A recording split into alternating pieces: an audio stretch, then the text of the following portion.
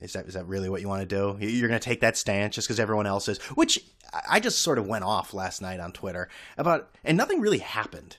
But there's two people in particular that sort of inspired this. Well, one of them I actually talking about today. But like, imagine being like a young journalist now. Like, if you're on Twitter, all these people, all these guys, all these aspiring journalists or young journalists all have the same cookie cutter fucking opinion on everything. And that's to glorify the sport they're covering. Never a negative word said. Nothing. Sports journalism is basically just a PR team. Now, that's the way it used to be. That's the way it used to be. These guys used to fucking, hide these stories about how much of a drunk Mickey Mantle was. No one even knew until years later, unless you were close to him, how much of an alcoholic he was. And now these guys, they want to throw a parade. They want to cheerlead. They want to throw pom-poms for everybody. So I was just thinking, like, what does the future hold? What does the future hold for? Are they going to become irrelevant at all in the future? I mean, will agents basically become authors and writers and journalists and start doing this stuff?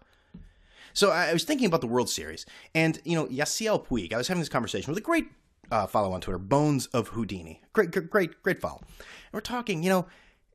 He mentioned Yasiel Puig was fucking nobody. He was off the face of the earth. He comes back, plays better, licks a bat, does a bunch of shit, and everyone thinks he's like God's gift to fun boy baseball. It's such contrived, forced bullshit. Imagine being a young journalist and being like, yeah, you know what? I really don't like Yasiel Puig's act.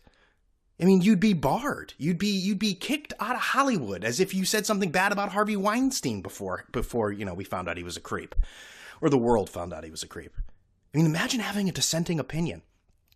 And the great Simon Yonkers, again, that's twice in 7 minutes. Brings up, what about J.R. Smith?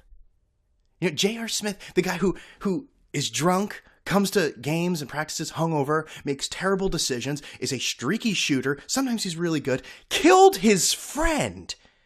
And he's a national treasure. Oh, I love him. Marshawn Lynch pushes a ref. Oh, beast mode. I mean, everyone's like a bunch of fucking eunuchs.